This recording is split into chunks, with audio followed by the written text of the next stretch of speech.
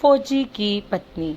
यह कहानी है अनीता की, वो जो अभी अभी फौजी के साथ ब्याह कर ससुराल आई थी। फौजी को कुछ ही दिन की छुट्टी मिली थी।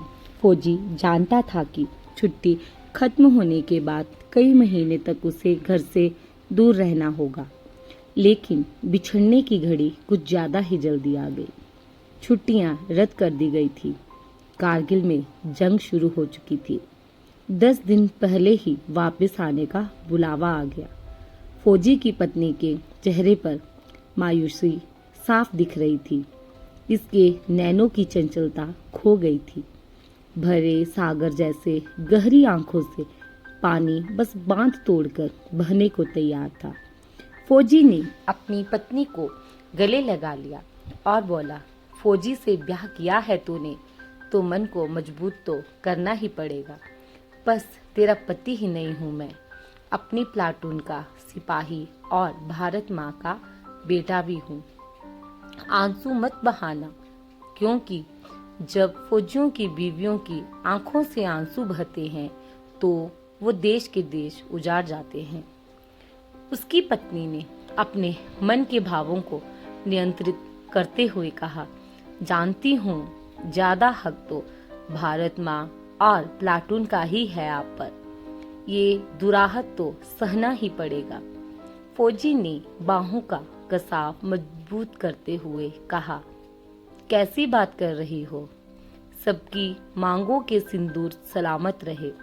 भैया दूज पर किसी बहन के आंखों में आंसू ना हो और होई पर हर माँ खुशी से व्रत रखे।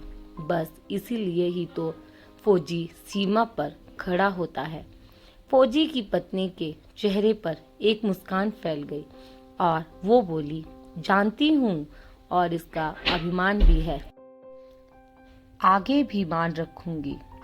फौजी ने अपनी आंखों में याचना के भाव लाते हुए कहा, कल जब मैं जाऊं तो तू मुझे दुल्हन की तरह सजकर विदा करना। वैसे भी अभी तू नई नवेली दुल्हन ही है। उसकी पत्नी की मुस्कुराहट में प्रेम से भरी स्वीकृति थी। फौजी को विदा करने के लिए उसकी पत्नी ने 16 श्रृंगार किए। आज वो उस दिन से भी ज्यादा सुंदर लग रही थी जब वो दुल्हन बनकर फेरों की बेदी पर आई थी। फौजी ने चुटकी ली, मुझे नहीं पता था तू बनाव श्रृंगार में इतनी माहिर है। आज तुझे देखकर लग रहा है कि तुझसे सुंदर कुछ नहीं। फौजी की पत्नी ने भी चुटकी ली। कहीं फौजी का मन तो नहीं डोल रहा, अपनी प्लाटून से दगा करने की तो नहीं सोच रहा। फौजी, नारी सजनी, ऐसा तो ये मन है ही नहीं। प्लाटून से दगा तो नहीं हो पाएगी मुझसे। फौजी की पत्नी ने कहा, एक बार जीत कर आ जाओ। अपने फौजी का स्वागत आज से भी ज्यादा सुंदर श्रृंगार करके करेगी तेरी पत्नी। ऐसा श्रृंगार जैसा किसी ने कभी ना किया होगा। फौजी ने आश्चर्य से कहा, इससे भी ज्यादा सुंदर हो सकता है कुछ? फौजी की पत्नी ने कहा, जीत कर वापस आना और खुद देख लेना। फौजी ने प्रेम से भरी मुस्कान से उत्तर दिया, लेकिन कुछ नहीं बोला और मुड़कर चल दिया। फौजी की पत्नी ने अभिमान के साथ कहा, जीत कर ही आना फौजी।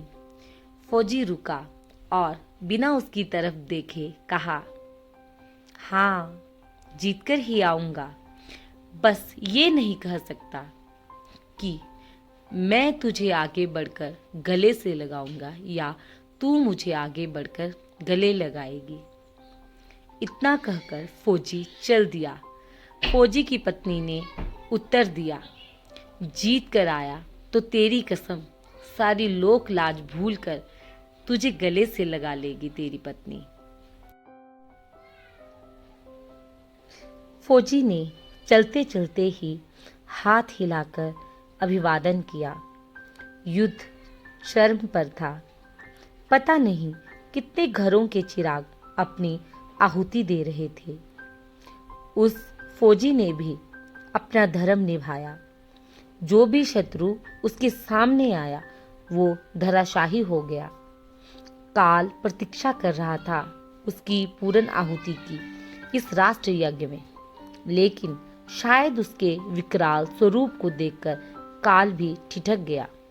और जब तक उस फौजी ने मोर्चा न जीत लिया, काल भी उसके निकट नहीं आया। फौजी अपने प्राणों का उत्सर्ग कर चुका था। उसका चेहरा तेजमय था। फौजी का मृत शरीर उसके घर लाया गया।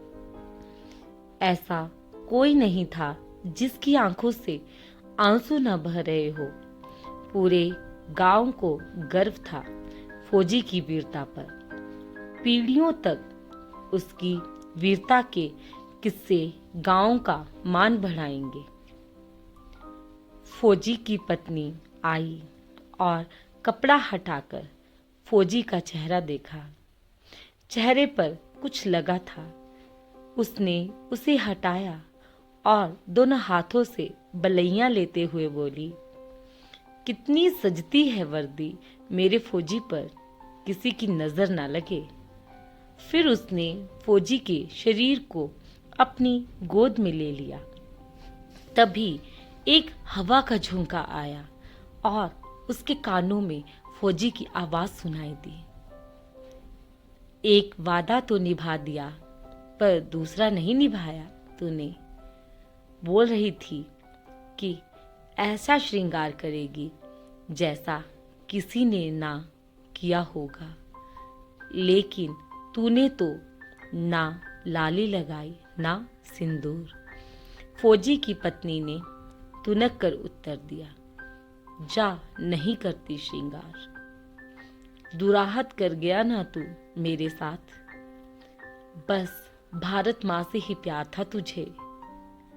फिर उसने फौजी के चेहरे को अपने हाथों में लेकर कहा, तेरी वीरता के मान का ऐसा श्रृंगार चढ़ा है फौजी कि अब किसी श्रृंगार की जरूरत ही नहीं। तूने अपना खून बहाया तो मैंने अपना सिंदूर वार दिया भारत माँ के चरणों में। तुझसे एक रत्ती भी कम नहीं है भारत माँ से मेरा प्यार फौजी। फौजी की पत्नी के चेहरे पर स्वाभिमान का तेज बिखर रहा था। एक भी आंसू नहीं था उसकी आंखों में। वो सौंदर्य की प्रतिमा लग रही थी। रति और कामदेव भी ऐसा श्रृंगार नहीं कर सकते जैसा श्रृंगार उस फौजी के प्रति उसके प्रेम के अभिमान ने किया था। धन्यवाद।